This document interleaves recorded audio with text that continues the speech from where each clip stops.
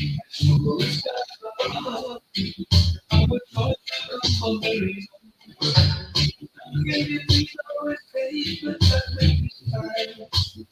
time, people start breaking across the poverty line. This time, it's time for us to change. From the selfish indulgence, we've got to rearrange. All the blessings of love come over. Peace, perfect peace. Searching for peace, peace and love. Yeah, yeah.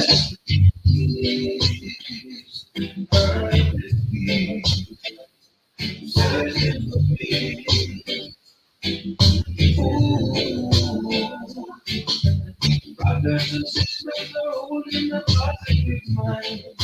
This time, giving God praises for blessings and love is divine. It's time, there's got to be a way for the meek and the humble to prosper. It's one thing I will say. Give thanks to God the Creator. Welcome, welcome. Thanks to the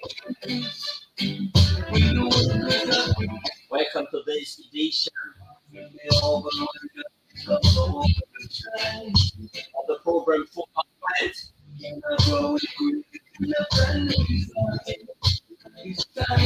With your host, K. Lyndon Tuba. And we open the eyes forever. As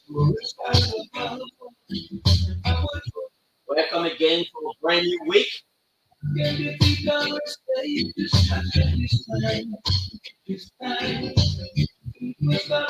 We are actually winding down the curtain of the year 2023. From the salvation of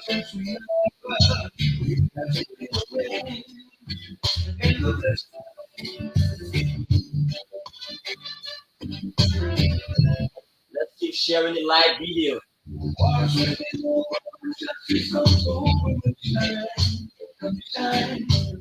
Invite others to watch this video. It's time to pray for peace and love, and we hope it will last forever.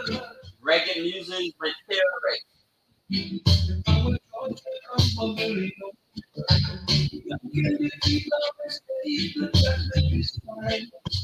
At about 5 o'clock, Start breaking across the poverty line. It's time we will have in studio to change. From the selfish indulgence of Harrison Cameron. all the blessings of love come over. Peace, perfect peace.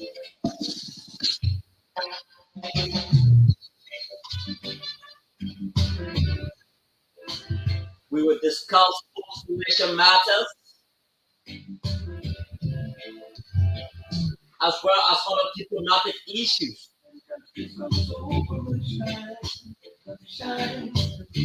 Let's keep sharing the live video.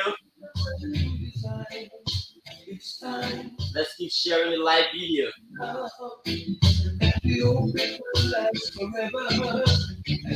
By 5 o'clock again, Our joys will come from very low. None can be free down we will have this time.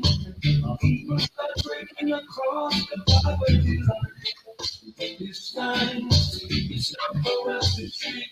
Harrison Cameron as our guest. Upon the completion of this reggae music, we will throw light on some of the political happenings in Liberia.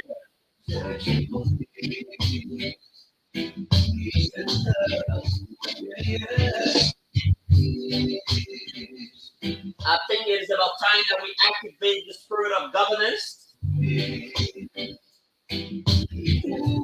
rather than being in opposition. I see a lot of Nigerians haven't realized that we have completed the electoral process. It's time, there's It is equally important to know that election is over.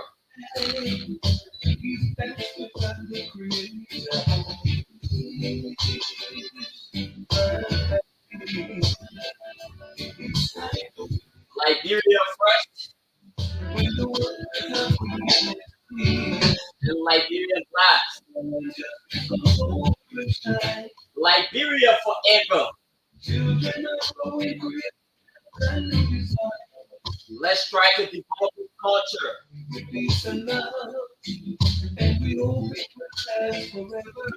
A culture of patriotism is necessary to walk moving our country forward.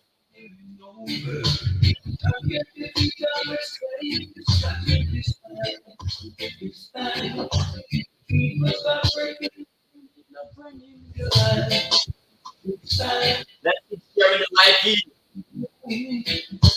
So this occasion is expected to be fascinating, watery, and interesting.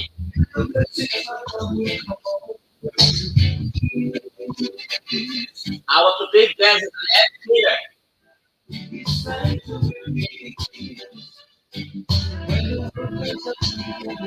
Almost compared to Program Mangai.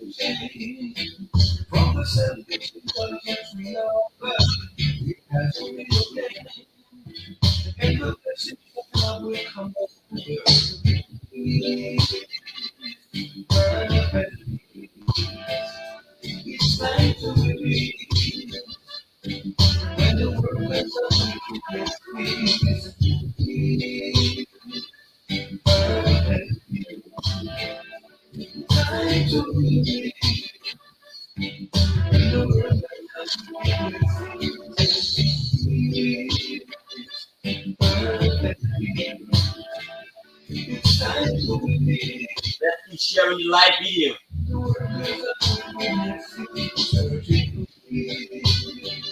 Again, as stated,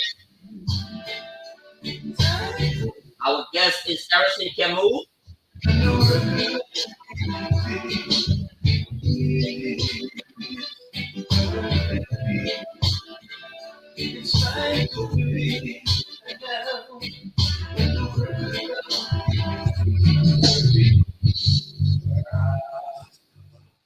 Okay, folks, welcome again to the program Focal Point and Focal Online TV. This is the independent media institutions in the length and breadth of Liberia. So today we will be talking about a lot of things. There are a lot of things that are happening. But firstly, we want to talk about something which of course I believe is very key to our country, Liberia. You know, few weeks ago, the chairperson of the National Elections Commission, beyond all reasonable doubt, has declared our campaign ended. So every other issues relative to campaign issues in our country, Liberia, has been put for and owing to the fact that the two contestants in the runoff elections, President George Manu Weah and former Vice President Joseph Human Boaka, who is currently the president-elect of the Republic of Liberia.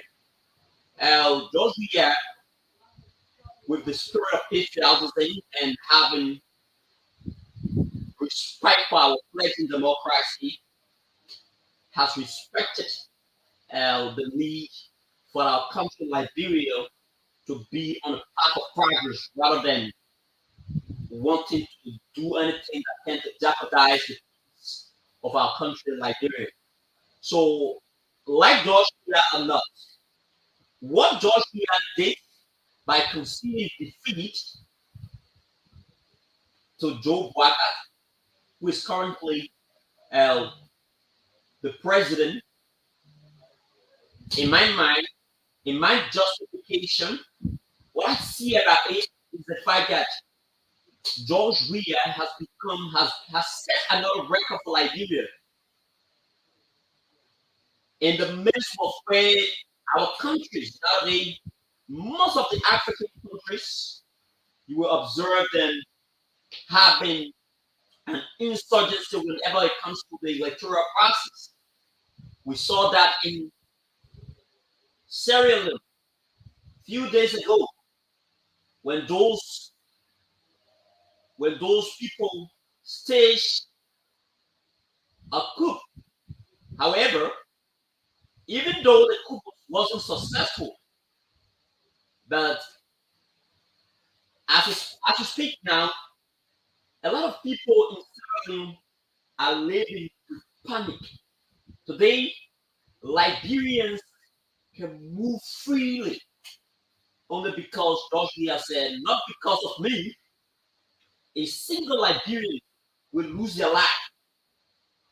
And I think what George Weah has done, you may disagree with George Weah on many other political issues, but what George Weah has done, he has set a radar for many African leaders, including world leaders, to follow. What George Weah has done is a complete display of patriotism, like it or not. So, and what he didn't even concede defeat, but after he made the pronouncement, he has been blasting out some of the people who hold cardinal positions within the coalitions of democratic change, and even the Congress of Democratic Change as well. He spoke about the disunity within the party, which of course we know. He spoke about the disunity. So sometimes when we are in a political institution, we need to understand that when the leader speaks, he speaks with so much authority. And because every one of us, or all of you who are in the party, should be able to follow the leader example. And this is why I was shocked the other day when I heard the Secretary General of the Coalitions of Democratic Change, Jefferson Koji, who says that he remains extremely bitter with the fact that Joseph Boakai has won the election, has won the elections. Whether you like it or not, you must demonstrate, you must remain a respecter of our democracy. You do not expect us to go back to the dark days. Liberians, take your microphone around and even do your own personal analysis. There are lots of people who do not even want people to jeopardize this peace of this country, owing to the fact that the people have had repeated experiences of how civil war has eroded the beauty of Liberia. You understand? We need to talk about governance. And to the people coming to the new establishment or the new breed of leaders we expect to have. The new breed of leaders we expect to have in the coming days after the democratic transition process shall take place in January. We expect to see a full fulfillment of that which you have told the Liberian people. And this is why several civil society organizations has already started documenting all of those promises you made. Because when you come to the mountain of authority and say you want to rescue, Liberians will definitely be observing. Liberians will definitely be looking up to see how you handle the issues about unemployment. Liberians will be looking at how you proceed with the issues about security.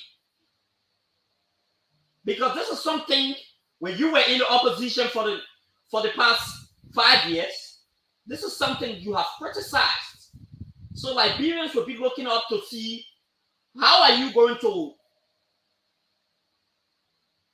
tackle this issue that you once criticized. Because remember, those will definitely be issues. There will be issues. But how is the government, the incoming administration, willing to resolve all of those issues? Like the civil servant currently has these issues about the quote-unquote harmonization policies, even though on the other side of the coin, people are saying that people only experience a rigmarole of the harmonization policies during the initialization of the policy. But like a lot of Liberians still believe that the harmonization policy was never a right tool to utilize. So in the coming days, because we are pressed up with time, I wanted to even go further with my analysis. Because we are pressed up with time, we will just entertain a very short break. And we will usher in our guest. Technical break, just a technical break. And we'll usher in our guest, Harrison Camus, an educator, an intellectual, political analyst. Harrison Camus will be our guest. So we will talk to our producer to definitely usher in our guest while we are entertaining this break.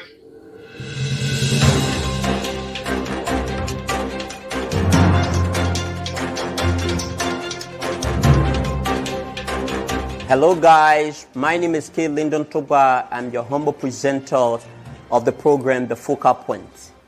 As the demand for critical analysis and reliable information continue to be the appetite of the Liberian population, it is incumbent upon media practitioners to always be objective, independent, and fact-based in their reportorial duties. The clarion call for credible, reliable, and issue-based presentation must be considered at all times. In the wake of these functions and duty to service, it is only one show that stands tall among the rest. Focal Point, a program where we scrutinize, examine, and cross-examine by allowing the audience participate by posting and calling and commenting on the subject under discussion. We bring the guests in studio, we quiz them, and analyze the issue. Once again, this is your regular Monday friend, K. Lyndon Togba, on the Focal Online TV.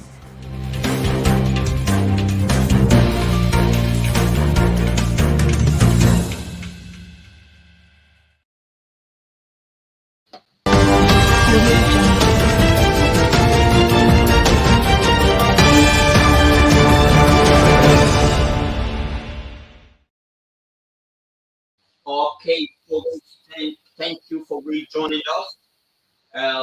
For our guest has just walked in. He is doing some backstage preparation, and the moment he concludes, we will definitely have him placed on our camera. So he is set. Okay, good day, Mr. Harrison. You are welcome to the program Focal Point. Okay, good day, Mr. Tupa. Thanks for the invite. Okay, so you seem to be very excited. Now, tell us about your excitement. There's a lot happening now in our country, Liberia. It's important that as young people, for 6 years down the line, there are a lot of opportunities that we pray for. Moving forward, I think that there's an open door, given the fact that there are people who are coming to take over the landscape. and given the agility to trust that things will happen, even if it don't. I think people like us, you and I, they always make the people in society to make sure that the right thing happens. Given the fact that 6 years ago, capacity gap, there was a huge issue of capacity gap. They were on our mind for years. People were getting given opportunities to serve, but also being qualified to serve. So They said, we will actually get to that. But firstly, before we so start it talking comes a about lot of excitement. So I'm happy. Again, yeah, I'm happy to be home. and The important thing about the excitement is that I'm happy to be home. Every time I come here and see you guys working, making sure that innovation take a course, it brings me a lot of joy. yeah. That's But the before we go underlining, that's to the underlining meaning of the true excitement that I share with me today. all right, thank you. So that you hear him, that is intellectual Harrison Camus, one-time station manager at this entity, and he is back here. So he said he feels at home whenever he is here, looking at the kind of sacrifices and the kind of progress we are actually making at the entity. So, Mr. Camus, a lot of people who are watching may be particular to know which Harrison Camus, and so it is important that you just give a little summary about who Harrison Camus is. So Eric Camon is an advocate. You advocate involved with basic politics. You're making sure that government do the right thing for his or her. I mean, for their people. And he holds a master's degree in business administration, a BPA in public administration. Administration, sorry. He's an author. The book is in print. It's called Public Administration for Liberia College Beginners. It is a contemporary public administration book that gives a contextual relevance of the workings in public administration in our country. And what it does is like capture the last two administration of our country, trying to make sure they give a true picture of the workings of government. What many times when we go to school, we learn literature. Those literatures are mainly Americans or European literature. But this book gives a contextual relevance. It gives the happening in our government and how our government budgetary process, the public financial management aspect, public administration dealing with the branch of government and how they intertwine. What are those functions that are needed to be re-emerged in the machineries of national government?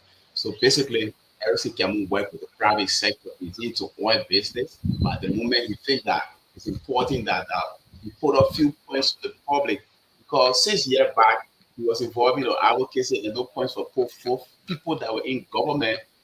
Given the time that they not listen, they felt he was from an opposition black, sorry. Given the fact that everybody oppositional last things at that point. So those voices that were saying things that were in line with the true findings of our nation and the movement forward of our country were not listened to.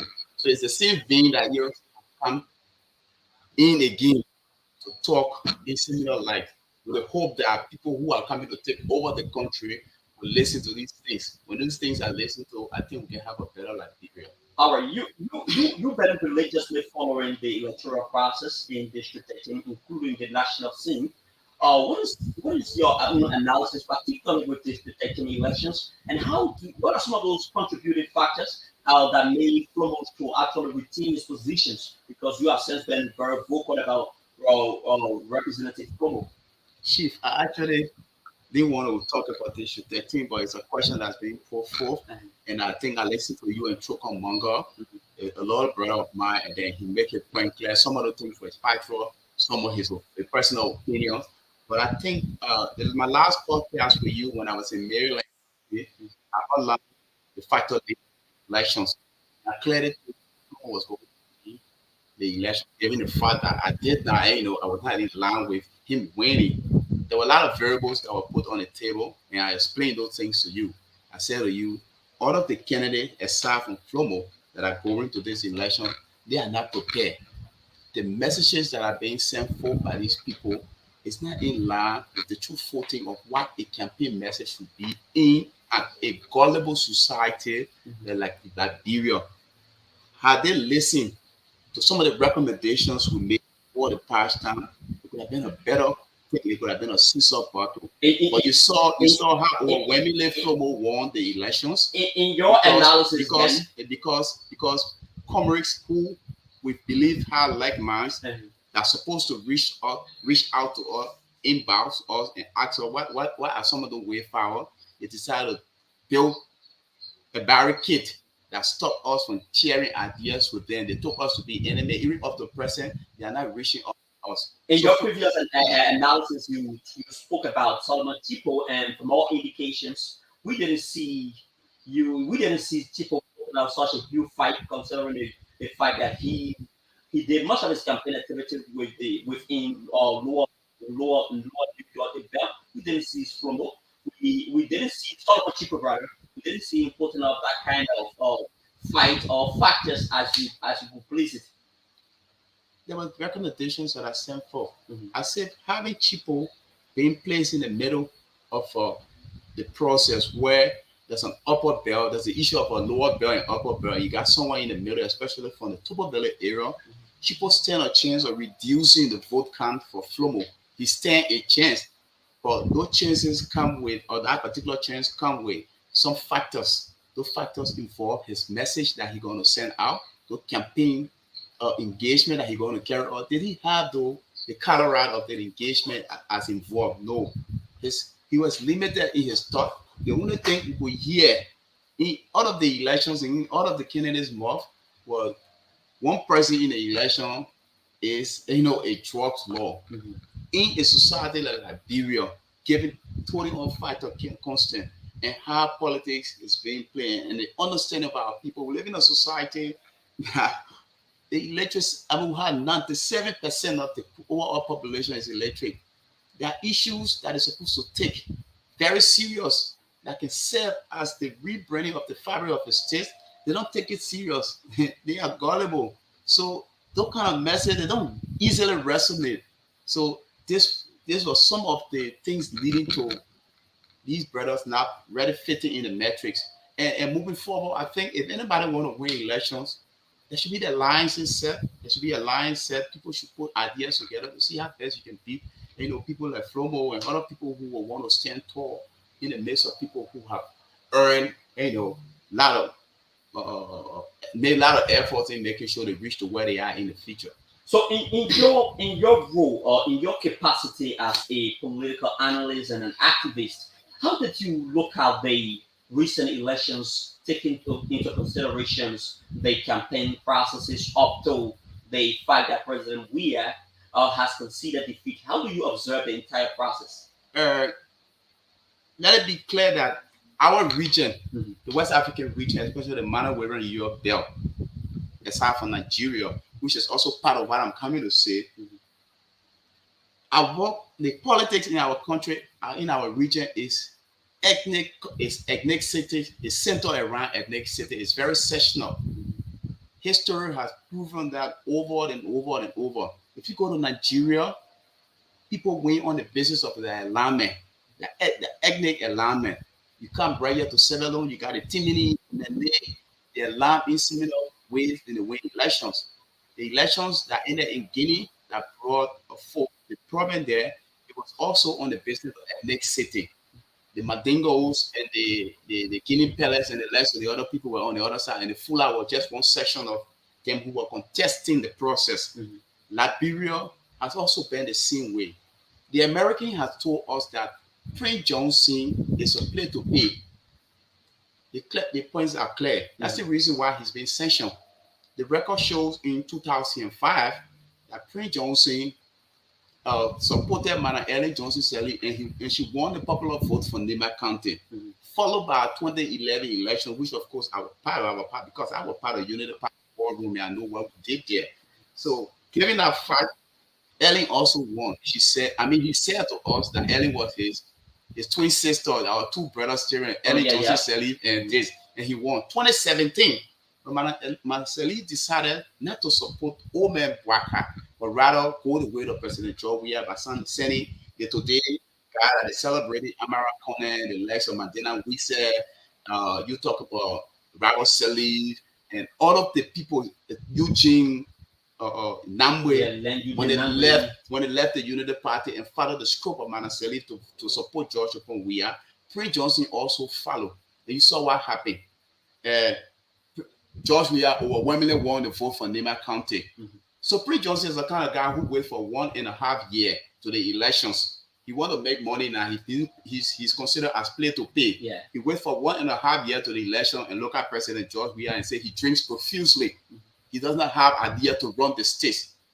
George Weah, being a sensible person, should have, in line with his team, should have called Prince Johnson and said to him, "Are your son? What I did to you, papi?" And you understand? And then tell him. Is it that was the default that they It was a default that brought his defeat. It was not because he had not done anything for Liberia. Our people in this country, the reality is we live in an electric and gullible society. Our people are not driven by what you do for them. It's a clear reality. You want to challenge it. I mean, we can put it to the paper. We'll provide the evidences. And I will be right about what I'm saying. In an electric society, people follow the crowd. People see people and have personal likeness for them because of their tribal connection and you name it. So because of that, people will always follow the trench of who they want to get. They will not be following ideas. They don't follow development. If it is the case, but we'll not even have Joseph Waka and the rest of the other people taking over the states. There are other people who argue that. There are other people who argue. So just to conclude, let me just give you a fair analysis of it. So that happened, right? And Prince Johnson, he did not convince Prince Johnson. He was not able to get Prince Johnson over to his side.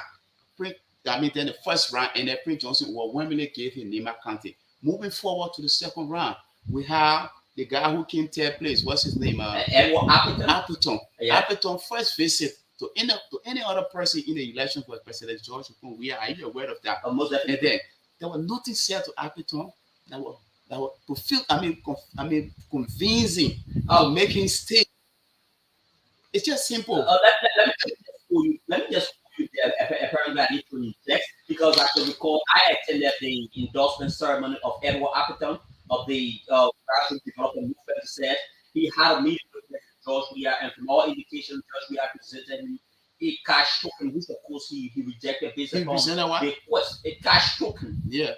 Based upon the quest of the Liberian people and based upon he being a man who believes in the democratic process, he had to put down the issues about the money presentation that was made to him by George Weah and take the interest of the Liberian people. It was based upon that decision he got inspired to actually endorse the rescue mission. So now you are saying that how do those two analyses fit in? Yeah, so that's the issue. There are a lot of variables that have been in politics. That's what we call collective bargaining, give and take. There are a lot of variables that come to the table when you are into negotiation with your friend, especially when you want alliances or you want for people to join you in terms of moving forward with an electoral process. There are convincing terms. There are things that are being said about your members, those who are part of your movement. What do they stand to benefit? The overall picture could be Liberia. What Liberia stand to benefit? So the convincing factor could fit in that. The fact that you cannot tell me how you want for Liberia to move forward. The next thing is that what would be the outcome of my people who supported me when I was in the first round and I've come third place and all of that. Before it was the Mandingo's caucus, the Liberian Coalition Party. The first person that visited after the first round was George Weah as well. They went there equally. He could not say anything convincing that could squarely. It's a little secret is being told when the old man went over to meet President George Weah. There was not much audience given. So the issue is, what the picture I'm trying to draw is that there are people in his cycle who feels that being intellectualizing things and just saying things in terms of making up political chicanery can solve a given problem in an election, which is wrong. And that led to the factor of them losing because when all of those people decided to support Joseph Waka, he got the number. Mr. Campbell, there are other people on the flip side. That's why your analysis could be very, very accurate, depending upon the way you understand it, the way you see it from your own political lenses.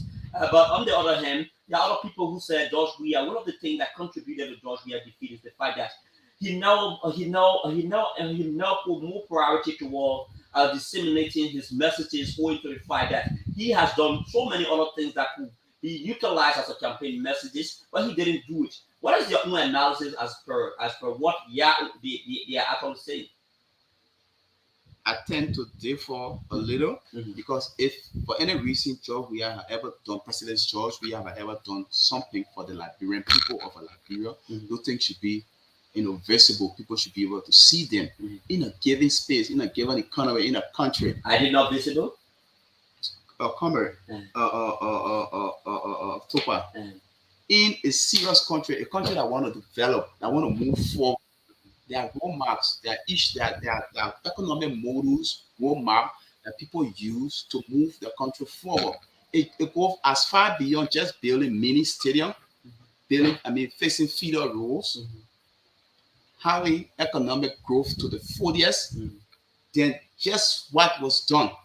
It was the least that was ever done for a country, especially the second or third, how you call it, poorest country in the world that would want to live on a particular level and become a middle income country or maybe be in line with the Millennium Development Goal.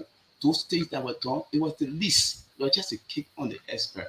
It was not issues that were why did why am I saying so? In a country where we are in partnership with the Mano River Union and our region, and trade is being considered as one of the leading factors that contribute to growth in the country. We have farm to market roads, like major highways, like from the Maryland to Ganta. Mhm. It has been deplorable for so many years. Our route is through local tour, San Pedro, Tabu, then to the border, the Poro border, then you enter Maryland. You can now go to Sano, Grand Cru, River G, which was wrong. We had goods coming in from Aricos that should be plying that major highway and coming to Liberia to provide efficiency for our people. The same as the Somalia Drive Highway leading to the Bo-Wolosa border. Were the road a priority during these years? No. But the road around Miami, how you call it, Uh, the Rabat Rabat International. International, the Rabat International has it been completed? No, it's still at the scene at the standstill. And we will have international guests coming in within the next In a couple of in a couple weeks. of weeks. Yeah. So what are we to tell them? Is that the road our guests supposed to be flying? We saw the Bikeno Rawafi Highway road that led to the port of Bikeno in other administration. So this is the reason why we are saying so. At the level of Liberia, Monrovia is a very old city. Monrovia is a very old city. We as a people should be thinking about having turning the youth to the Arab in rural development. Mhm. We turn urban area to rural area to urban Urban area area. by creating new cities, attracting job opportunity, hospitals. Similar to the And development yeah, being the done development, yeah, in sure. So Nigeria which and yeah, other that parts. Nigeria currently Yeah. Nigeria is going to. There are new cities. Mhm. We should be thinking about. Forgetting about Liberia is overly populated. The roads are clogged, the drainages are clogged. We can still do something by cleaning those drainages, but be thinking about moving out of Monrovia now and finding new cities. This is where we come in. So when you as a president, when you travel with 50 delegates behind you, what are they doing behind you? They meet with multilateral companies. They meet with agricultural companies. They meet with investment companies. Those investment companies you are selling, I got my new city. This is our plan. You can come to my country. You're not going to pay tax. And you erect a skyscraper, and that skyscraper can be a mall, it can be buildings. It can be hospital, it can be whatever in line with the design of your city, and get your country moving forward. Agriculture is another thing that we need to look at because we are not sufficient in terms of agricultural activity. Mhm. You travel as agriculture minister with the president and go to Malaysia or India where rice is widely produced and our stable food here is right, and allow your government to go all around and we get rush shortage in our country. No, we should be waiving duty free on agriculture and merchandise Yeah. and encouraging agriculture companies to come to our country and produce rice here and waive tax on it for 7 years. After a huge level of production, when we have sufficient, you can export to neighboring country. At which point your government collect tax now at the point of exportation, right? So those are issues we should be talking about as serious-minded people as a government. So in the absence of taking your people out of poverty and doing the right thing, just doing things in a political vein, Mhm.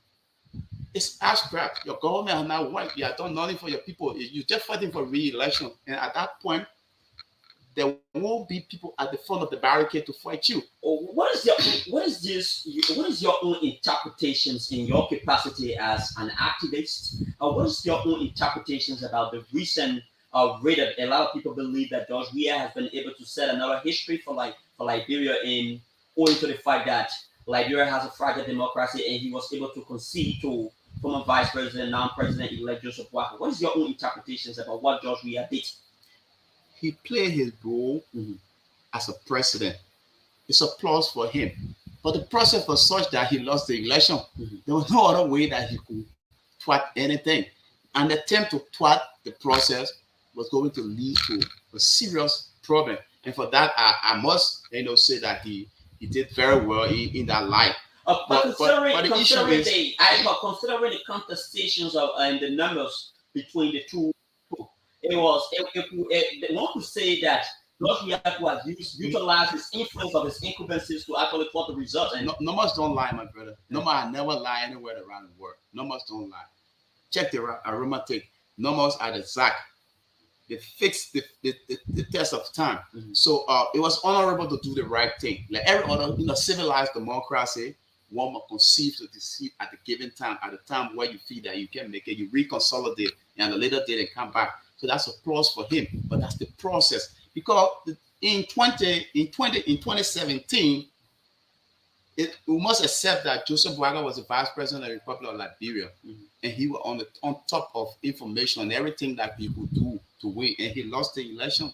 But there are many contestations from his uncle to thwart process or to make sure that the country go at a disarray. No, there was only frustration from his uncle that he didn't win the elections, and people he expected to support him did not support him. But they went in their corner, recalibrated. They put their ideas together. It's not that George Weah did not do well for our country. He was not the best president we ever had. It was not the case. It was the case of putting people with political ideas around you to win the number over to your side to make sure that you get the numbers. The elections is about numbers. It's not about the chicanery, the political, the battle cry that we cry. So our young generation needs to understand the process goes far beyond just chanting battle cry and putting pen and paper together, putting ideas together to make sure that you have the results. Look at the case of the CDC. They did not even have a fitting war room. War room. I know about war room. I was in Unity Party war room in 2011. As far as my knowledge tell me, it's just an SL spreadsheet that you create and putting all of the information for net. And then as the numbers come in, the numerical values are being placed in your computer, and then it have a tabulation of the result, and you get your real-time results on your computer. While NDC is doing something, I did the same thing for Flomo. Doing Flomo's election, I had a spreadsheet that I created, put picture, local, you just design it. So if American comes and tells you he use real-time technology, we tell the question what the real-time technology is. It's just an SSL. It's just a beautify. Yeah, it's just a beautify, and then you build your app or use your website or whatever it is, and distribute forms around with the various centers, and people are sending on-time information to you. You are gathering those information, putting it while they are making their way to the center, the war room. Those informations are already on your computer, and those sheets are being gathered and being put into segments and categories. That's all they did. They did nothing extra. Hamara Kone is not an extraordinary hero, but he has ideas in making sure that he gets results. That's all happened. So Unity Party should have done the same. Look at who controls CDC War Room. Henry Costa, Taylor Ure, Ben Senvi. These have been your long time, daunting political, in other words, we could say enemy. All the young guys who are here every time goes on the radio and talk. President Weah is a hero. President Weah does he will take 12 rams. Were they not capable enough to put SS spreadsheet together and control a computer in a situated era? So these are the questions that we ask. So you wouldn't go and make political chicanery, you talk big things, and at the end of the day, to prove in terms of capacity, you're not able to do the thing. So we tend to question the regime. They are questionable. Up to date, let me just ask you this sort of question so that we can flip over to another issue, which is very key to the discussion here. Up to date, there are other people within the CDCs or in the governing coalitions of democratic change, or you can say an outgoing coalitions of democratic change, the likes of Jefferson Koji, is still not satisfied with the result. He believes that the Unity Party manipulated the results to get to where they are. What is your take about this? And he has since been making series of threats that if the Unity Party comes and they feel that they can override and make reckless actions, he will defend his people. What do we expect to see from Jefferson Koji in the next year, given the fact that Joseph Waka should be successfully soon in as president of the Republic of Liberia in January? In my mind, I think there's a sense of fear that is troubling Jefferson Kochi at the moment. Mm-hmm. And I think the defeat brought a serious shackle. I think Jefferson Kochi did not play his role as a young man in making sure that he have a win. Jefferson Kochi were more on like, doing things that were not in line with the formalities of the day. For example, as a young man, you take over the Murphy City Corporation as the city mayor of the city. But he is saying that he is not afraid of being audited because this is why they have not come to the issue of audit. Uh-huh. They have not come to the issue of audit. Mm-hmm. There was serious allegation level against Jefferson Kochi during while he served as city mayor. There was several allegations. It ranged from just being violent to assault and to many other things that is not in line with humanity. Mm-hmm. So given those facts, I think the sense of fear is being grown in him every day with the fact that he feels that there will be people coming after him. So he tried to show that sense of bigotry that he has, the number he has, the power. I mean, when you're not in power again, you're not in power, you don't have it.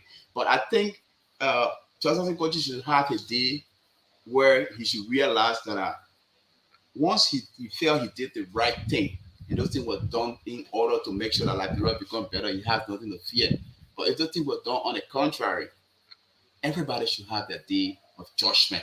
But my thing is, I have serious problem with Jefferson Kochi. He and I, we grew up together as young people in the single belt. We went to Caribbean, we went to Lutheran. I was in the Adventist High School, but we met at the Melody Compound, Melody Youth Camp. Young man. Someone once told me, Vanny Jesse, he's a good friend of mine, former president of the Liberia National Student Union. Yeah. He said to me, Erickson, when they make you sweeper, the relevance you bring to that sweeping job, when you leave that position, every other person will want to serve in similar direction. And what I mean is that Jefferson Kochi, city mayor of the city of Monrovia, the biggest city, you have all of the opportunities. You got young scholars who work in your office who can write project proposal to World Bank, to other countries, to other multilateral organizations to bring in funding to be able to play in the city. But the first pronouncement he ever made was that you're not a dumper hero, followed by the many press conferences in the name of your political party rather than having press conference for the ordinance say. Isn't that he was trying to promote his party interest rather than doing the job he was called to do? Yeah, sure. When a political party is sent to the governing body, all of what they will be doing during that period is an infatuation of the manifesto, meaning that the party has a manifesto. And then that manifesto is being transformed into the national agenda, which is the policy of the country, driving through with the consent of the people, because policy start at the level of the people. It's a bottom-to-top approach where you go to the people and find out their view and make sure it's in line with what people want. And then you implement. So at the level of the city hall, how does the proper agenda fit in the ordinance protection arm of our country? It's what Jefferson Kochi's concern was. To come always to promote the party. How do you promote the party in the work that you do? It's not the many press conferences. It's not the battle cry that you chant. It's the innovation, the reality that you bring to the job that you have been given as a young person. When Lano is being made the head of this station, the amount of programs that have rewards or have impact on the community that he resides. Those are the underlying effects that we look at. We don't look at how you say your party is the greater. Okay, CDC are the greater. How come they lost the elections? All the many conferences, did they have it? I mean, did those conferences have in any way? It did not. If it could have, the CDC could have won the election, but it did not. And let's begin to understand it as young people moving forward. Even the other guys that are coming on board. If any young man you been given the opportunity to serve well, bring innovation. If you are going to school, wherever you read in a book, let it be a full implementation of those things that you learn. Let's transition a bit to the JPTT, the Trump presidential transition thing, and looking at the people, the breed of people who were appointed by President-elect Joseph Boakai. Other people, other political pundits are saying that uh, the appointment made by Joseph Boakai mirrors that of Ellen administrations. How do you see it from your own lenses? Let's not try to divorce Joseph Boakai, President-elect Joseph Boakai from Madam Ellen Johnson Sirleaf. Mind you, Joseph Boakai served as vice president. But Joseph Boakai has been disassociated himself with President former President Ellen Johnson Sirleaf. If you were to call Boakai to this table right now, his first and foremost wish would be for Madam Sirleaf to be closer to him in everything that he do. You don't know who Ellen Johnson Sirleaf is. She had made herself. She one of the greatest politician ever in the Liberian history. Nobody wanted to divorce himself from her. And attempt for Ellen Johnson Sirleaf to divorce herself from Joseph Boakai in 2017, there was a huge outcome. It took the mercy of God for Prince Johnson and the likes of other people to join Joseph Boakai to win this election. And he was saying that Joseph Boakai is definitely going to provide a shield that was provided by George Weah to cover up Ellen Johnson Sirleaf. If he does that, he will be making one of the greatest mistakes in his administration, and they will go down the drain. Worse than what George Weah have done to this country, worse than what mankind have ever seen. So the best thing is to stay away from her. The best thing, but the question to answer to your question, those are United Partisans. You can't divorce them from their party, because the fact is that at a given time in the history of United Party, the party split. There were group that were pro Ellen. They went her way and they supported whatever she wanted for them to do in all of their given circumstances. There were people who chose to remain with the party. Those were the little known ones in United Party. But you know what? I respect them because they stood the test of time. With all of the connections Ellen gave to the people who went behind her, sending some of them on diplomatic mission, some of them they went to the World Bank, the IMF, and you name it. Those were the little brothers who were in the corridors. They were going to United Party headquarters every day, rain or shine, spending their own money to make sure that the party become what it is today. So I respect them a whole lot. You saw the likes of Amos Tuer. Amos Tuer, when he came back, when he became Secretary General of United Party, there was a twat.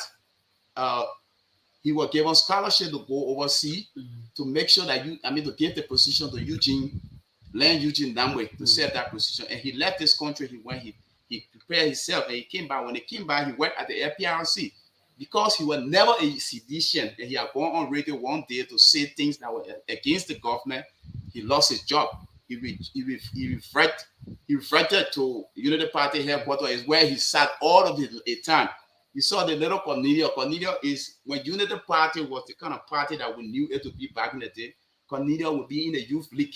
She will not be playing the role she's playing now. At the national level. Yeah, those were the soldiers that stood at the barricade to fight this cause. So if any one of them needs have been placed in the don't you think that she must have gone? She must have only gone through massive preparations prior to her elevation at the position. The thing is, the party was a brain dream. They needed people to keep the party up. Nobody wanted to identify a Unity Party after 2017 elections. So those were the people with courage that were found in the landlines to make sure that the party survived. And I respect them like Mo Ali. Mo Ali had never played no major role in Unity Party, but because they were the soldiers on ground at the time and make sure that the party were having press conferences, they were engaged in the government sporadically. Today, they are the ones being placed in mainstream. So it's not any surprise because they work for their party and not necessarily like people who are working for their party and making sure that they have a stake on the table. Okay, so let's talk about other issues. Let's talk about the trade in that President-elect Joseph Boakai is currently on. What does that trade? What impact? What relevance does that trade bring to Liberia? even though it hasn't been fully disclosed. Or there are other side of the argument where people are actually saying that he has actually gone for comprehensive medical treatment. But what is your own analysis about the trip? When you take over a country such as Liberia, assume, I mean, let's go back as far as history can tell, the time President George Weah took over this country.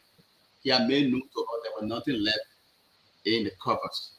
There were a lot of things that are needed to have been done. So we started running for Airpoma and Airton loans that were not in line with the public financial management law of our country. That was totally wrong. Opposition bloc took it as an issue against them, and later they stopped. With the giving space and the time, I think it's just fair enough if I was Joseph Boakai to make as many trips from now to the 25th of the 25th of December, talking to friends. The Liberian, mind you, the Liberian community in the diaspora contributed, especially the United States of America, contributed significantly to the success of Joseph Boakai. They raised the necessary resources to make sure that money was provided, not to the foodies, but money was provided for pool washers. And a lot of things were done. They were calling. Let me tell you what the diaspora community did.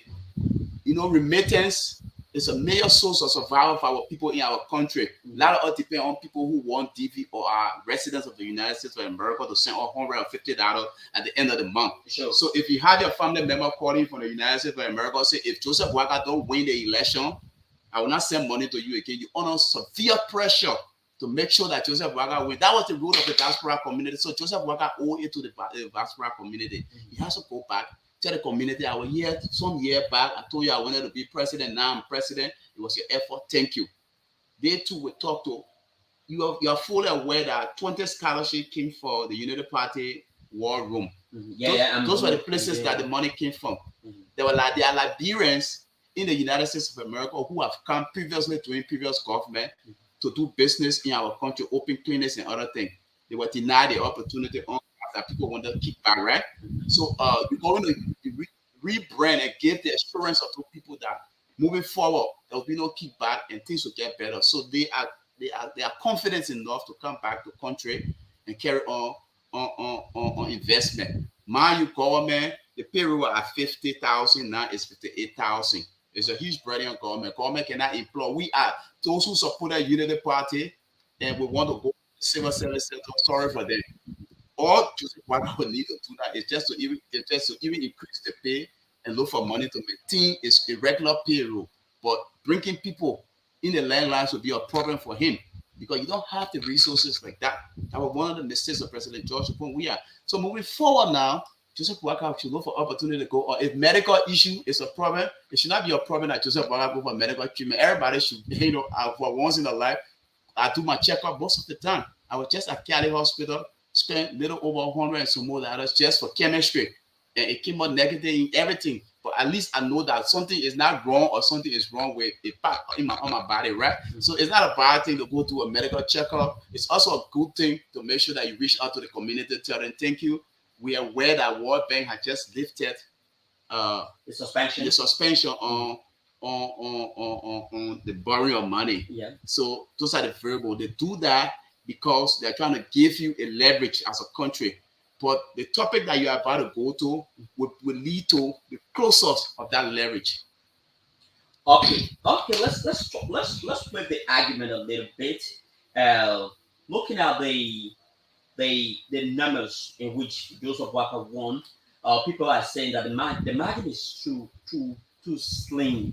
There is more need for reconciliation. There is more need for programs to unite people, given the fact that this recent election has divided Liberians. What is your own perspective? Is it that Joseph Boakai, do you see Joseph Boakai's diving into more programs that tend to reunite with the people and amidst the political differences? Chief, in a political landscape, space rather, in a country such as Liberia, seditions will continue to be sedition. Unity partisans will continue to be unity partisans. The truth reconciliation is seen in the level of programs and the development that the government carry out. Because rational mind thinks about above the margin. Lando, Topa, is a sedition, for example, but he sees Joseph Boakai provide extract investment in private sectors. There are more companies coming to Liberia. There are more Liberians being employed. His children are going to school. He earning and saving. Life is okay with him. When he want to introduce a George Weah who was here for 6 years and all those things didn't happen, he will not want to do so. He want to keep the economy at base and make sure that the country become better. He will vote. So true reconciliation in the work that a government, an emerging government will do, is not in the amount of programs that you have around calling people on football field to discuss issues or to say sorry to someone. It's possible that I can tell you sorry today, and President we did that many times. He said sorry and went back to a party headquarters and showed jobs. So, Yeah, so true reconciliation is in the work that you do as a government. So if Joseph Boakai will come and meet the payroll at 50 and leave it at 78 and increase civil servant salary from what it is now to the minimum, to the maximum. You think civil servant want to vote against him? For 6 years, they are not had that kind of pay. But after 6 years now, they're able to keep money in their pocket and think. Private sector investment is being dribbled fully. Job opportunity factories are coming in all of the counties. Job opportunity is there. You can now go on the internet and browse and have a 6-month contract in Buffalo. You complete it and go to Maryland and have a 1-year contract and more NGO. My friend, in 2012, we have 170 international NGO in Liberia. Right now, we got only 6 on Scarleton. It's not favorable for a country like Liberia. There should be job opportunity. The public sector cannot absorb every one of us. We got to extract entrepreneurship and private sector investment by encouraging more investors to come to our country to invest, and that will provide job opportunity. It leverage the burden on the government. It provides tax opportunity to government to be able to carry on recurring expenditures and everything that is in line with how government operates. So that's the reality. So outgoing Liberian leader and George Weah, he has since been pleading with the incoming administrations to deviate from the pattern of auditing the outgoing administrations. He said he believed that such actions or such procedure would destabilize the peace and stability of Liberia. What is your position? Is it that Joseph Boakai, by engaging into a rigorous auditing process, will definitely destabilize the peace of our country, Liberia? Gee, that's a blatant lie. It's on the belly of the devil. It has no iota of truth. It's a psychological lie. It cannot fit through a needle hole. What audit does for a country is that it provides a guarantee to the international community, to your partners, that you are ready to do business. That was the first and foremost mistake that President George Weah did. It had a greater effect on the government.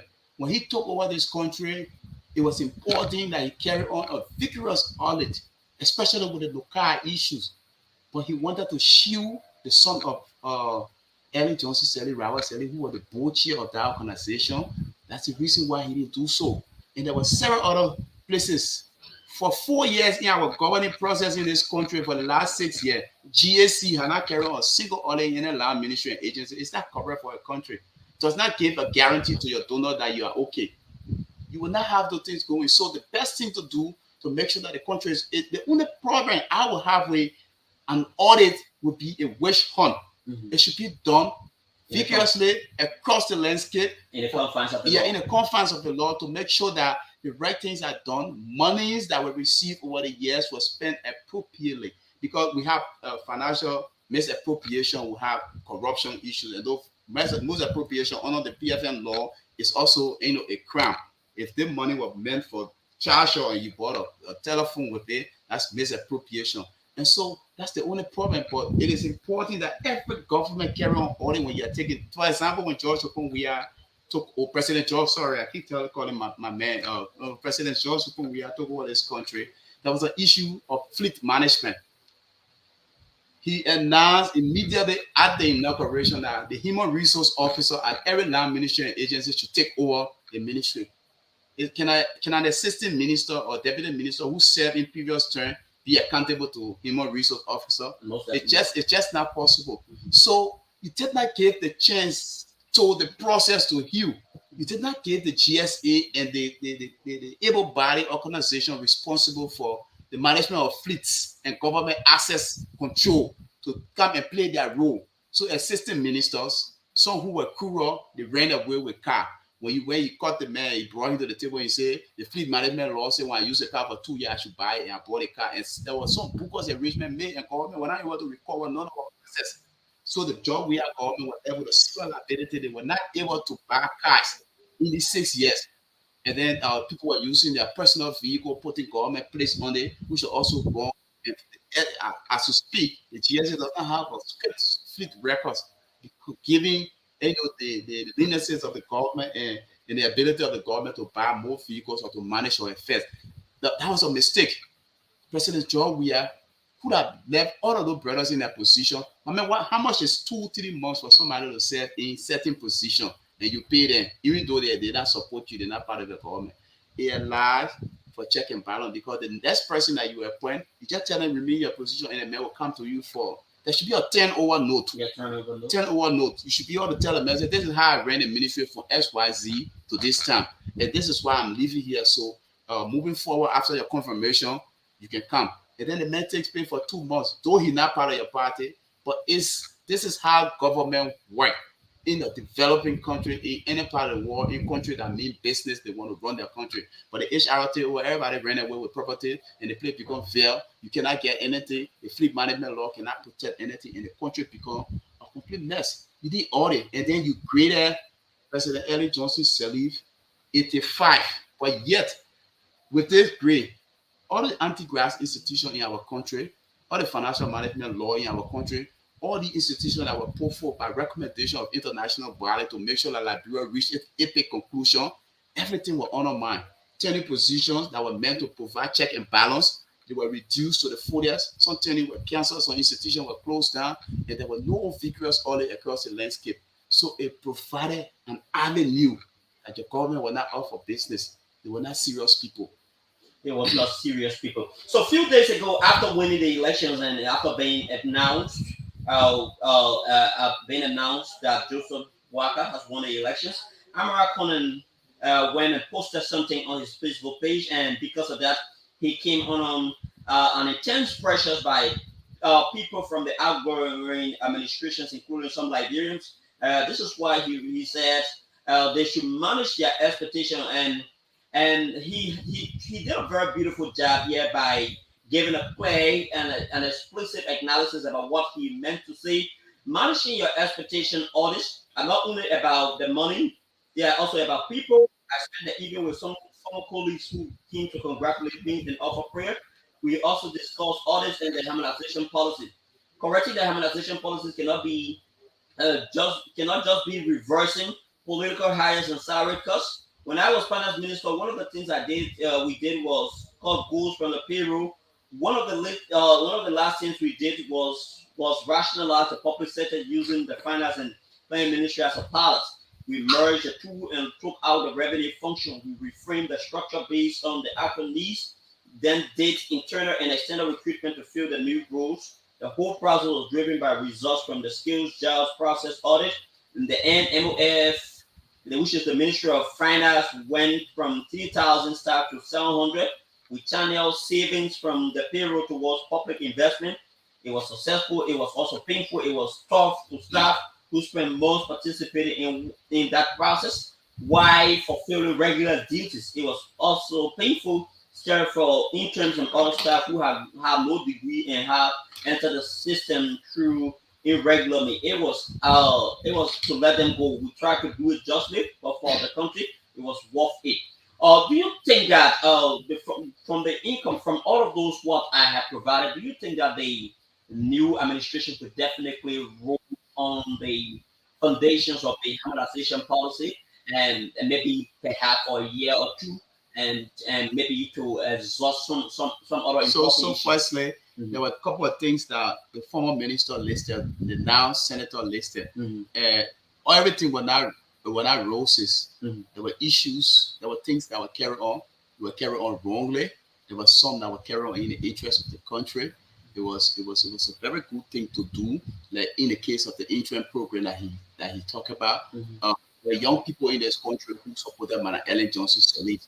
When she became president, she did not employ them into mainstream or politics. They were given scholarship opportunity to go or to build that capacity because there's a huge capacity gap in our country, Liberia. And I always tell my students at the AMDU, and the only way we can curtail this capacity gap is by learning, seizing the opportunity every day to learn new things and go to school and acquire knowledge. And then when that is done, I always say that Paul Loloma, he's re-quoted someone and said, through all the ages of enlightenment, the battle have always been the battle of the mind. So if the mind is developed, it means that we are going somewhere as a country. So that was applause under that particular regime.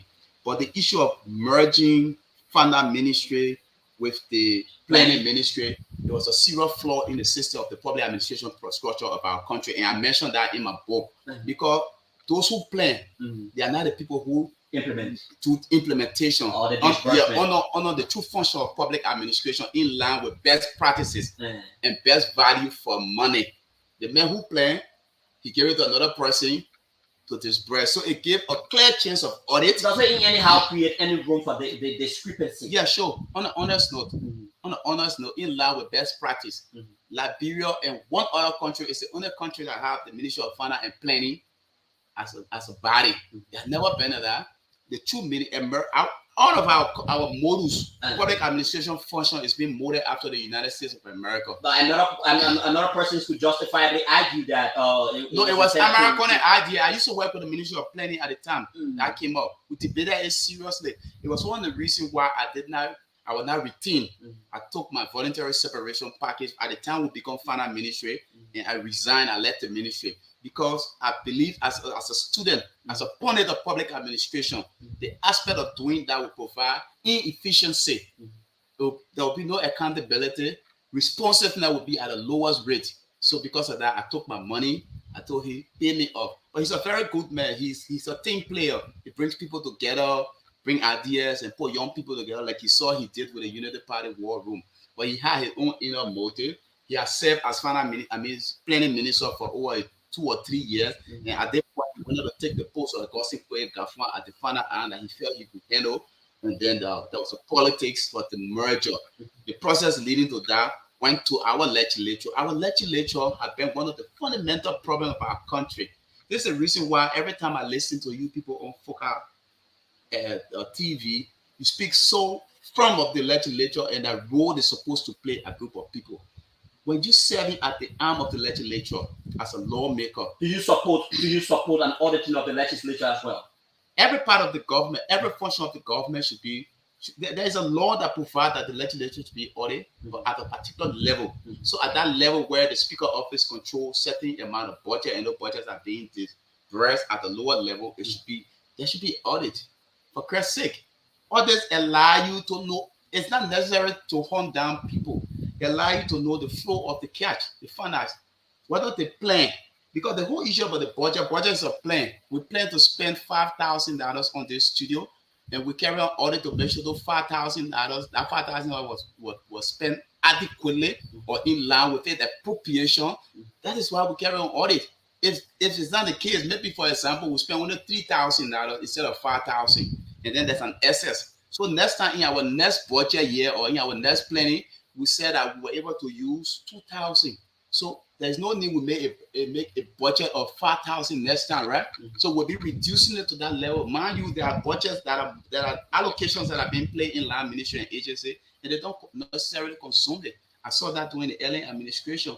So the money was placed back in national cover in a consolidated fund to make sure that other programs and other things were done properly. So it's the essence of audit. The legislature, they should be subject to. You cannot have a budget of $6 million as a speaker, and at the end of the day, we don't know what you did with the Liberian people money, and you're not even functioning as a speaker in a proper manner. In a nutshell, what do you hope to see? What do you foresee in particularly at the Liberian economy and at the Ministry of Finance relative to Liberia making some resounding progress in the economy through the finance ministry? So the first thing, the payroll need to be looked at. In a given economy like Liberia, the cost of living is very high at the moment.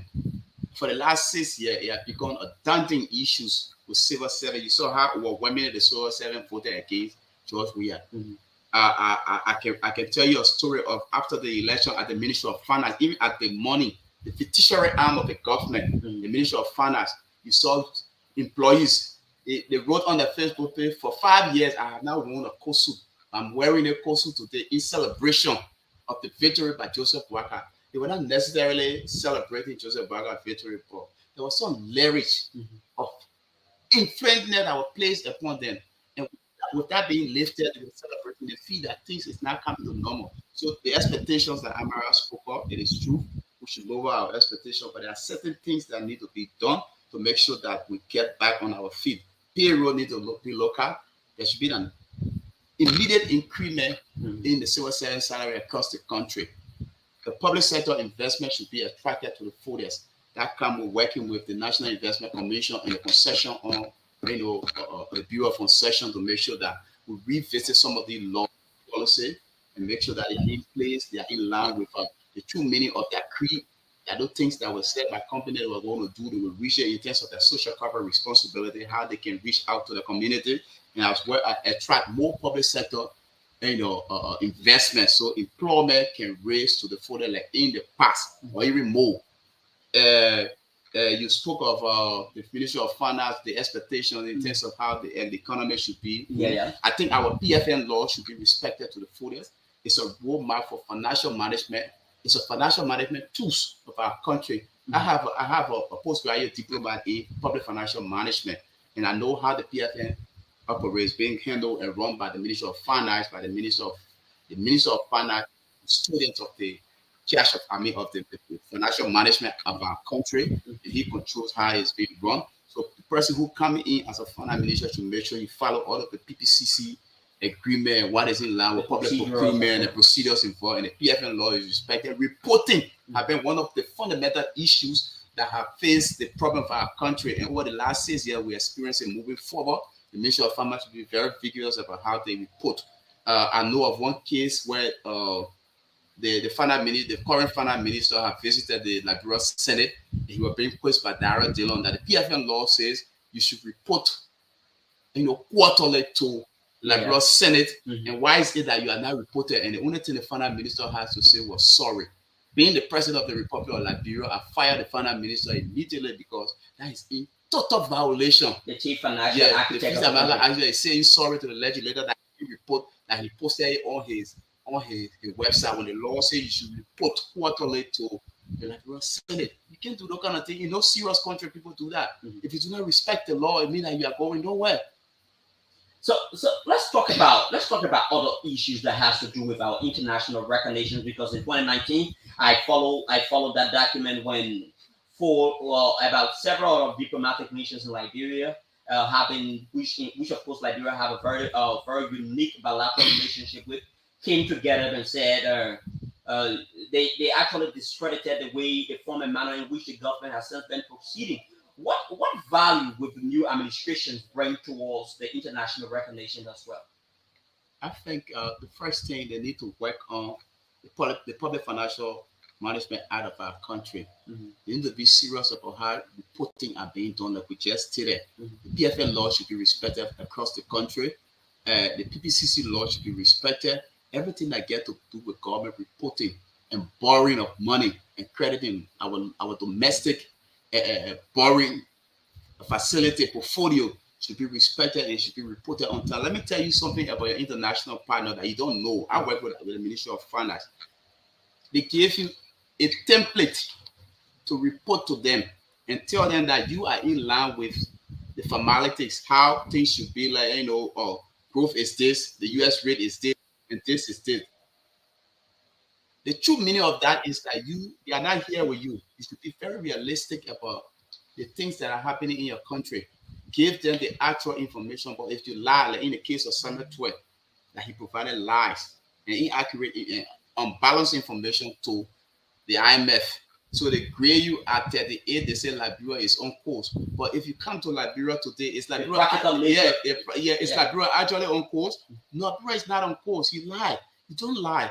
The reason why you don't lie is that it gives you ample opportunity for your donors to be able to send more money back home, because there's a whole issue. There's a whole conference being here. You listen to Matt Moya from Barbados. Barbados. Mhm. The Prime Minister of Barbados, she was arguing in the case of country like Liberia and the rest of the world how they can help to meet the Millennium Development Goal. So if you lie to the people and say your country is okay, everything all right, your US rate is all right, your foreign exchange is good, your domestic trade is all right, you give them no chance to help you as you don't receive money from donors because you are not saying the truth. There's a reason why during the administration of Amara Kone, he will often be realistic and say we have a budget shortfall or XYZ because our budget was being fully sponsored. I mean, we're partly sponsored by donor funding. So if you tell the donors that this is why we increase our budget from 5 to 6, and we're not able to meet our target, so there's a need you step the 30 cent that you're giving us to 40%. They give them more reason to help you to support your budget because you are realistic about the happening. But you say there's surplus budget. And this surplus budget cannot perpetuate the lives of your people. It's not having an actual effect on your working activities or in your country. My brother, you're joking. You're not serious to run government. Okay, You're so not serious to run government. Okay, folks, we are in conversation with educator, intellectual, and political analyst and activist, Ericson Kiamu. We have been talking about a wide range of post-elections and current issues evolving in our political space, Liberia. So you can now call to participate and be a part of the program. So that is where we are. Ericson, what do you see? Is that a promising future for Liberians in the new administrations? Oh yeah, I see a whole lot. Mm-hmm. For the last 6 years, Mm-hmm. like I said earlier, capacity was undermined to the fullest. Mm-hmm. There was institution in this country that the Public Financial Management Institution set up by the World Bank, the CILA program and the USAID to make sure that they train financial management experts in procuring financial management. Those people were later sent to land ministries and agencies to help to buffer the working days activities of those land ministry and agencies. So what happened is that capacity provide huge level of improvement. We saw the President Young Professional Program that was being held by Ellen Johnson Sirleaf, training young Liberians to become professional, to work by following the trench in working, following the ladders from one step to another, at which time you stand a chance to serve your people. We saw the Jean A.A. School of Judiciary Code that train young lawyers or young sacred judges to go to the various counties and provide, and help to provide reform in the judiciary system for our country. We saw a lot of the TVET, the Technical Vocational Educational Program at the Ministry of Youth and Sports that supported highly the NVDC program where young people capacity were being built to the fullest. It's the same roadmap, I think, this government, because I think because the the agenda for transformation, it came as the poverty reduction strategy. It came 1, 2, and then later we have the agenda for transformation, which was a midterm expenditure framework set up at the Ministry of Finance to make sure that it tracked a semantic understanding of the policy of our country. It started from going to the people and finding from them what was their need at the given time. After post-war Liberia, what were the given needs? And then along the policy line, what makes the policy great is that along the policy line, there will always a chance for a semantic review of the policy. So you go back through the one they used to call when the ministers and they call it retreat. Cabinet retreat. Yeah, when you go for cabinet retreat. Yeah, I saw it many times. It's not basically about chanting battle cries and talking about how your party will win re-election. They're about visiting the policy of the states. Every land ministry, they are under a particular bracket, a particular pillar, either poverty reduction, economic revitalization, or peace and security, rule of law, measuring the performance. So the land ministry come and do their basic presentations on success story. It's about the four W, where we came from, where we are, where we ought to go, and giving the strength. So you look at all of the where we came from, how we are, what are those indicators that is blinding up, and be able to find a framework, a logical framework analysis that help you to analyze the policy to make sure that you reach a turn. At that point, you have an understanding of your pay force. Pay for is the one that we ain't able to do our one problem. Is it money? It says that the people, they are not alarming, the policy is not having effect on the people. At that point, you understand it. So that policy and the drivers are the same people that coming back. Mind you, it will honor mine. When CDC came as a government, they trashed the poverty reduction strategy. They had no path, they had no policy. They said they had a manifesto. That manifesto, how you transform the manifesto into a policy is by going back to the people and having conferences, the town hall meeting and everything, saying we got a plan. Where y'all not playing, your people will fit it in. And the PIP, how you call it? PAPD? PAPD was funded.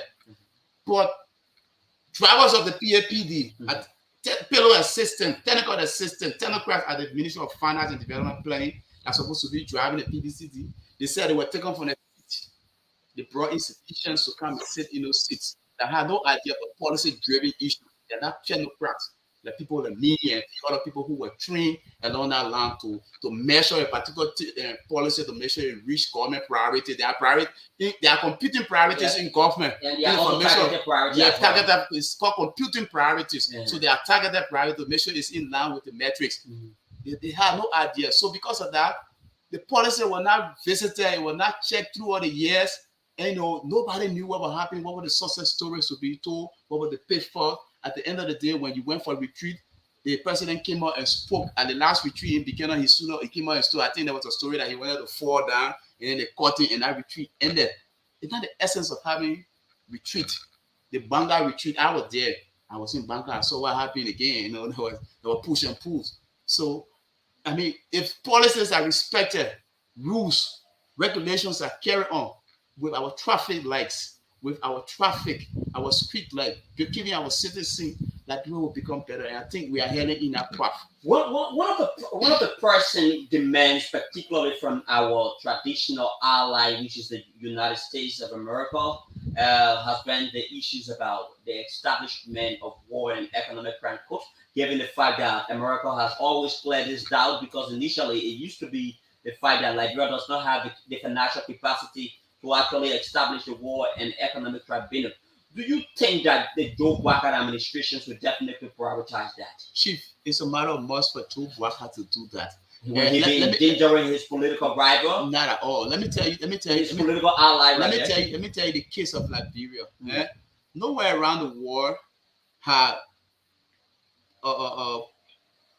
economic crime court or international tribunal been established in a country has been established in favor of spend money towards that process. There are funding set aside. There are funding set aside by the international body in line with the United Nations to sponsor justice. So in 2018, as early as 2017 and 2018, Congressman Donovan and Congressman Johnson, they pushed for a resolution, first time in the U.S. history, in 10 minutes on the floor of the lower house for a resolution to be passed in less than 10 minutes, in 30 years in the U.S. history. It shows to you how the United States government were very serious about that. And what the resolution says, it says in order for the U.S. government and the Liberian government to have a smooth working relationship, there must be an establishment of a full the war crime court and an establishment of an extraordinary economic tribunal. So they're trying to tell you that if you want us as a country, you know that Liberia and the U.S. government have had a long-time bilateral relationship, diplomatic tie. The history goes as far back as the establishment of our states till now, and the amount of help the U.S. government through donor fundings and other things they have contributed to our state. And Liberia is not potent enough to be of her own. She needs alliance to set a cultural bond. And so if you want for your government to be successful, you need to do so. That was what President George Okonjo-Iweala did not do. He went out the United Nations and cried baby and said, why me? Why my government? Why I should be the one? Ever since you're not hammering people, but he forgot to know that that resolution came out in 2018 after Ellen Johnson Sirleaf administration. It was left for you now as a president. So moving forward, the U.S. government in their mind, owing to the fact that your international relations, the vassals around you were not telling you this is important for your government to survive, they undermine the workings in your country. There were no donors funding coming in. They close up on the World Bank. They get sanction to you. They sanction your official. They spoke about the dirtiness, the filthiness of your city. They talked about the corruption in your government.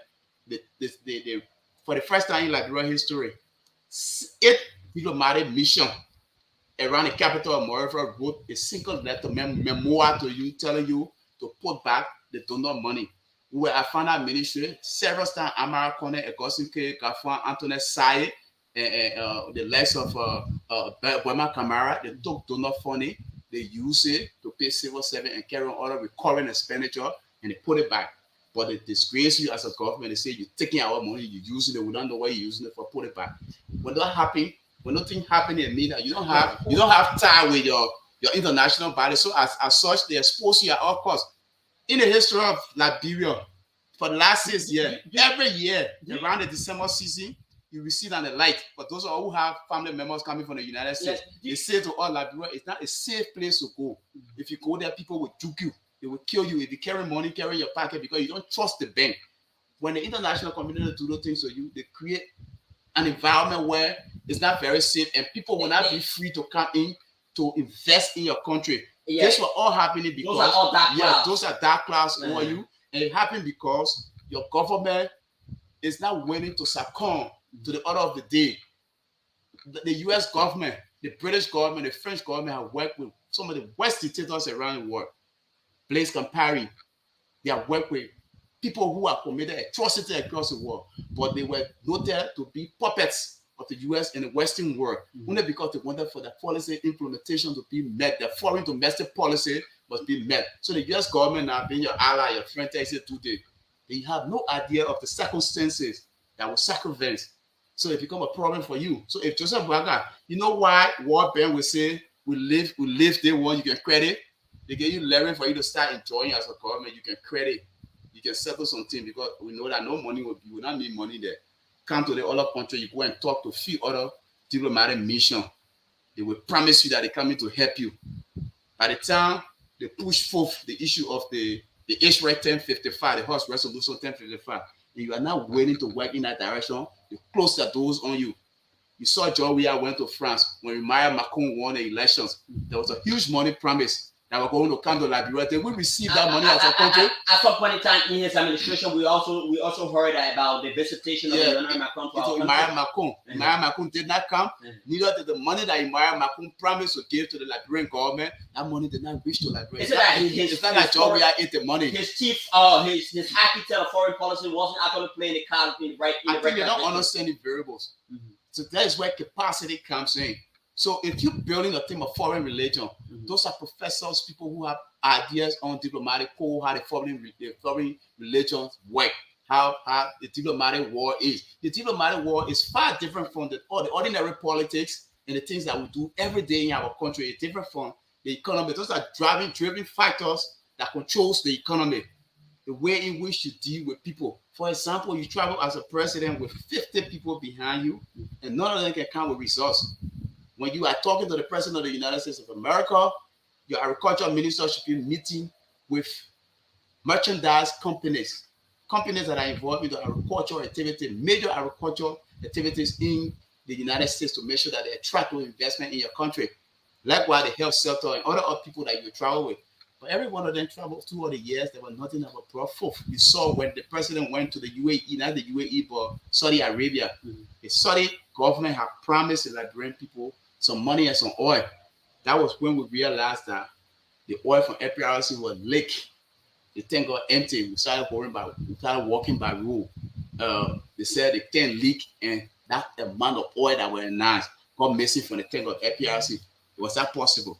Only because some foreign government tell you, say, we'll give you 9 million, some more gallon or metric tons. You start depleting your reserve, which was totally wrong. So at the end of the day, you forget to realize that the United States government provides up to $60 billion in the Saudi economy by training their armies, providing military equipment, and every other thing that will help to move with the Saudi. Saudi Arabia is an ally to the United States of America. So if you go there, the next thing is another phone call by the United States Secretary of State and say, those people are not serious people. Do not do business with them. the Saudi government closed their eyes on you. You go to Emmanuel Macron, you know about the Nazis, the alliance, the Nazis, not Nazis, but the how you call the United States, the Great Britain, and the Allies forces. Yeah, the NATO. NATO, you know about the NATO. So it's a NATO brother now. When America is going to Iraq, the French should go along. So if you leave from Macron and then you receive call from the Secretary General that don't care like you or anything, they're not serious country,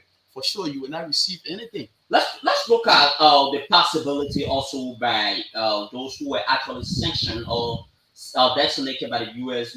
Global Magnitsky Act, the likes of Nathaniel McGill and Bill Twaway and Serena Seaforth, and two of them contested in the recent elections, and two persons were able to be successful. Do you see a possibility of them entering the national legislatures, even though other people argue that similar thing that was done to Braniel Samuka will also be applied to them? What is your own perspective on that? If we go as far beyond the issue of witch hunt, and apply what is right and making sure that our country is being placed on the right trajectory. United States of America, the Magnitsky Act is not anything that we should take very lightly. Those are indicators, these are yardsticks that the foreign policy of the United States use to measure that the country is a very serious country. You saw during the elections when the U.S. government said they were not going to provide subsidies or aid to McKinney County. Do you think that they were doing it because owing to the corruption? Yeah, to use it. They were doing it because they wanted to build the conscience of the people in McGill County that Nathaniel McGill is not a folk to welcome with. He is an alleged criminal, and as such, we should deal with him at that level. Owing to the fact that he was also fired by his boss, George Weir, that on grounds that he's being alleged of carrying on corruption in. It is now the responsibility of civil society organizations like me, the other people, to start raising those issues of concern. Under the law provides that if a citizen in the country is not satisfied with a particular person that has been elected to state power on grounds that that man, he's a criminal, he's not an honorable person. He can't do honorable thing because he has stolen public funds or done the worst thing. He raised the issue at the court. Okay, so an issue a rate of mudamus on the person that particular person is not qualified. The court start the case from there. They put they send a letter, writ of injunction to the National Election Commission and tell you, say, we're not going to bring in, we don't want you to bring in a man because of SYC case. While the case is going on, the court is ruling. The U.S. government, through Regina, what her last name, the attaché affair. Catherine Rodriguez. Yeah, Rodriguez is saying the evidences are on hand. When you people are in need of these evidences, we will provide it to you. So the evidence is there. That evidence can be used in court. What was actually been the step of the Weir-like administrations in a wake of apparently appeasing our traditional ally, which is the United States of America, given the fact that three persons who have close proximity with the president were sanctioned. What should have been the step taken by President George Weah? The step, it was just simple, my brother. It was just simple to these guys should go to court. Ask as president who wants the better man of the country. Ask for the evidence at hand. You create a board of inquiry to investigate, a legal board of inquiry to investigate immediately the role of the guy and what was being said about them. But he actually suspended them. Suspension was not quite enough for them. So, okay, for example, I run a government. Tukpa is my ally. I suspend Tukpa, and the next day I tell Tukpa, just go sit down home. I'm sending the noise on you, and then I'm going to send you 10,000 every month. The 10,000 is not, there's no record of the 10,000 envelope, and I tell you, but you stay in Main Street, but you saw Nathaniel McGill. He was in a convoy. Yeah, how President George Weah, he still had influence. He was still with George Weah. He was still making decisions. It doesn't separate Nathaniel McGill from you. But an attempt to investigate him, set up a committee that will investigate him and find him guilty or not guilty, it shows a true sense of humor and proves to the world, to the rest of the world, and the Magnitsky inventor that You are serious as a president and you want to make business with us and we will be able to help you in return. But an attempt to just say, go sit down and kind of my gate. I can tell anybody that work with me to sit down today and I still pay them from my pocket, or they still have the kind of influence that they have over me, or we have together. It makes no difference. It's just an R7 thing that would prove nothing different from the given reality. Okay, so we have talked a lot apparently in the coming days. I will extend another invitation to you so that we can talk about a quote unquote platform which the Unity Party will definitely be using as a policy tool to transform the lives of the Liberian people. So we have commented on so many issues, and I have learned a lot from you. The public also have learned a lot from you. So, in a nutshell, can you just will in your parting comments? Well, it's an honor being here. We look forward to a studio where we will come the day we have our FM band and then we have a better place. I want to thank you guys for the level of innovation that you are carrying on over here. You're doing especially well in the time of the giving challenges. Liberia is at the new dawn where capacity, your book that you learned back in the day, it will be perpetuated. You will realize it now. There's no other time where we will send a sophomore student at the level of the agricultural ministry to serve as assistant minister in a master's degree in a well-experienced position. It's a time that people will have the opportunity to serve. You will start at the junior level and play the major role that you're supposed to play in a given space. Capacity will be respected. We all in a crew vernacular that education was tap at tap, but it has changed. The dynamics has changed, and then some of us who have been down the road, who have narrated over the years, who experience the most, you will go through the chain. If not working in government, there will be opportunity in public sector investment will attract people and they will be able to make a difference. If Joseph Waka and Code Hub want to be very successful, they should not follow the trends of President George. We are in paying attention to the most important things. And the most important thing is how you build your diplomatic tie with the United States government. We were here in this country. We saw Ellen Johnson Sirleaf 10 Charles Taylor over to the United Nations, and we saw all the grease that came through. If you cannot do the same by taking very serious into account the economic crime court, the tribunal for human rights violation, people who violated and committed crime in this country must be brought to jail, they must be judged, must be held accountable for what they did, because this is what affecting the society today. They are the one enjoying our country resources. They are the one in mainstream positions. And then people who suffered the most, whose parents were killed, who lost, whose money was stolen from, and the ones suffering in the slums community, living the worst of all that, and like the world cannot get better. So we got to be serious how we engage. Actually, how much we support Joseph Boakai to become president. We also stand a chance to question the workings and make sure that the right thing is done. Okay, so folks, you heard him. Erickson Camus has been our guest, and we have been talking about post-election matters as well as the prevailing situations relative to governance in Liberia. So he talked many of the issues. He wrote a very beautiful opinion, yeah, beautiful opinions about why it is important that the incoming administrations prioritize, yeah, prioritize the issues about. Mhm. Prioritize the issues about cementing its relationship with our traditional ally, that is the United States of America. It is important. So, thanks to all of you who have been following Religious Lady Conversation. My name is Ken Lyndon Topa, and this is how I choose to call it a day. Tomorrow, I will be here with the program Inside the Print Media on this same platform. So, many thanks to all of you who have been listening, and always encourage all people to listen to. Our management is working behind the scene to ensure that we can transition from online-based television to a full-fledged radio station. So thanks to all of you who have been following. Uh, we want to say this is how we choose to cut it a day and wind down the curtain on this segment of the program.